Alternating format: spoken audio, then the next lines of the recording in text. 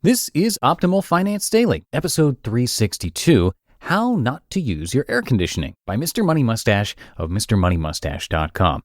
And hi again, everybody. I'm Dan, the guy who narrates some of the best blogs out there on personal finance, investing, and more, all in an effort to optimize your financial life. And before we get to today's post, I have a little bit of a different request for you. This month, voting has opened up for the Podcast Awards, and you can vote for Optimal Living Daily in the People's Choice and Health categories. Now, this is the first time we've had a podcast participating, and it would be amazing if you could help us out with this. I'll tell you a little bit more about the awards after today's post. But for now, if you want to show your support, simply come by oldpodcast.com/vote, and that would mean a lot to us. Now, let's dig into today's post as we optimize your life. How Not to Use Your Air Conditioning by Mr. Money Mustache of MrMoneyMustache.com. Happy July 18th. Sure is hot these days, isn't it? Statistically speaking, a good portion of the continental US and Canada has its hottest average day of the year right around now. So I thought it was a good time to share some thoughts on the modern household's biggest energy consumer in July, the air conditioner. See, normally I'd assume that we're all adults and we're able to decide for ourselves how to run our own appliances. But after being on my current summer vacation for over 3 weeks and visiting a large number of family and friends throughout the not overly hot Great Lakes region, I've noticed that most people leave their air conditioners running 24 hours a day, whether it is warm or cool outside, with their houses at a stupidly low temperature.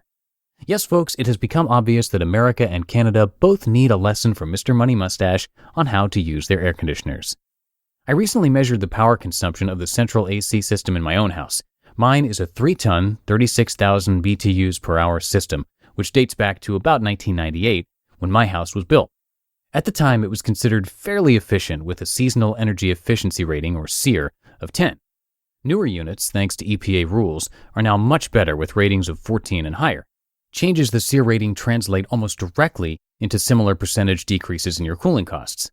When in full operation, my system uses 3,000 watts, 3 kilowatts of electricity, about 500 of which is my furnace blower pumping the cool air around the house, and adding its 500 watts of heat back into the cool air stream, by the way.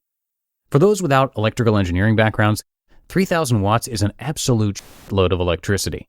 It's enough to run 230 modern light bulbs simultaneously, and it's equal to having about 15 monster-legged Tour de France level cyclists hooked up pumping at race level on bike generators continuously in your basement.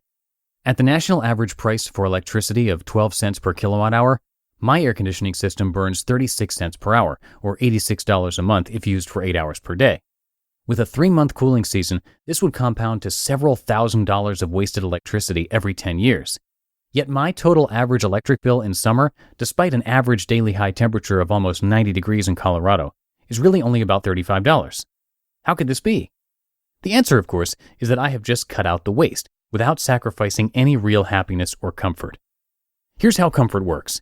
Your body generates heat just by being alive. It needs to maintain its internal temperature at around 98 degrees Fahrenheit, and it depends on the skin surface temperature being lower than this to dump extra heat into the surrounding air. Producing sweat helps you cool the body faster, since the sweat sucks up heat as it evaporates. Humid air cannot evaporate your sweat as quickly, which is why it feels hotter. All basic elementary school science, right? This is why the southeastern United States is a sucky place to be in summer, even at 85 degrees Fahrenheit, while the desert states can feel quite comfy and invigorating at that temperature. Finally, your body becomes more efficient at cooling itself the longer it spends at higher temperatures and humidities. Every summer, as I drive from Colorado down into Nebraska and beyond, I break out into a great sweat and need to crank the car AC. Even at midnight, when the temperature drops into the 60s, I still can't stand the humidity and need to continue the air conditioning. But within 2 days, I'm comfortable with the higher humidity, and I enjoy a regular eastern summer with no difficulty.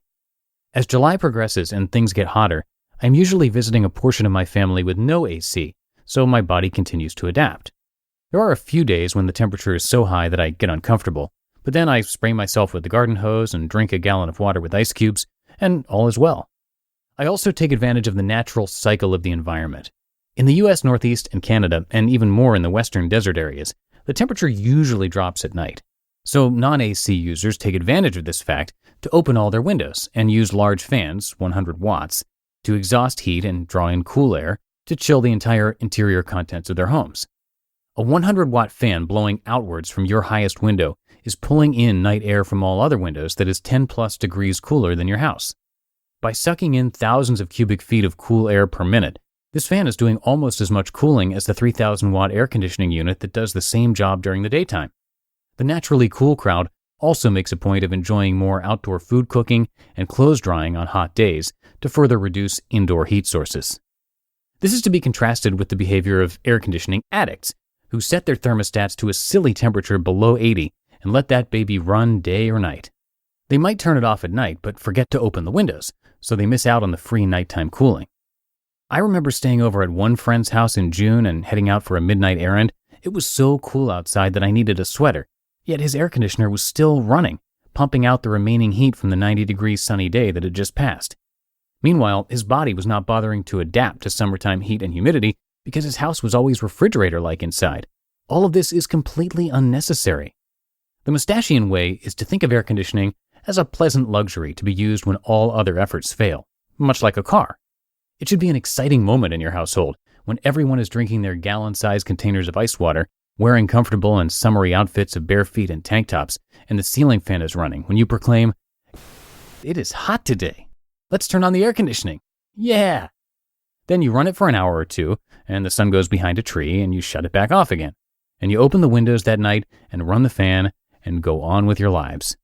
If this sounds like too much hassle to you, grow some frugality muscles, punch yourself in the face, and try again. This is my earth you're messing with, and your own money mustache you are burning off in the boiler of your local coal-fired power plant. Stay cool.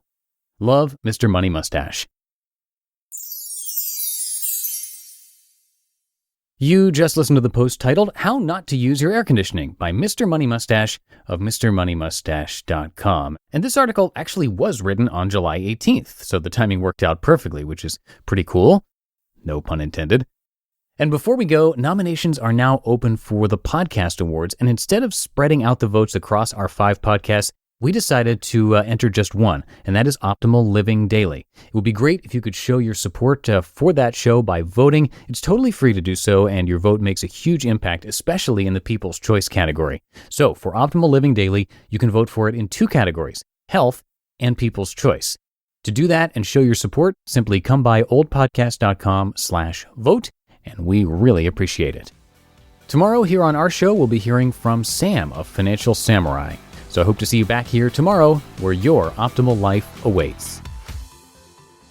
Hello, Life Optimizer. This is Justin Malik, creator and producer of this podcast, but also Optimal Living Daily, the show where I read to you from even more blogs covering finance, productivity, minimalism, personal development, and more from incredible bloggers like Derek Sivers, Zen Habits, Mark and Angel, The Minimalists, and all the ones you hear on this show too. So if you enjoyed today's episode and like taking amazing blogs on the go, come on over to Optimal Living Daily and subscribe to that one too. And together, we'll start optimizing your life.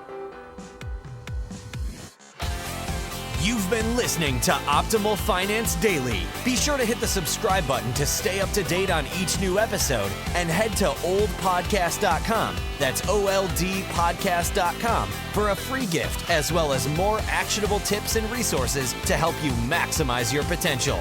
Thanks for joining us, and remember, your optimal life awaits.